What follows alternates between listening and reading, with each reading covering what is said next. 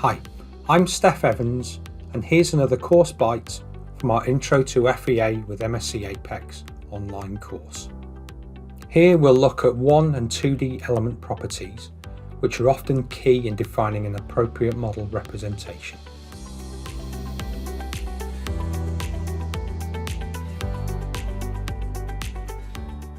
FEA models can be made up of many different types of elements, each used to model different types of structure. A 1D element will be used in representing thin, slender structures like bridge trusses and require section geometry and orientation properties. 2D elements are used in the build of thin walled shell structures like aircraft panels and require thickness and offset properties.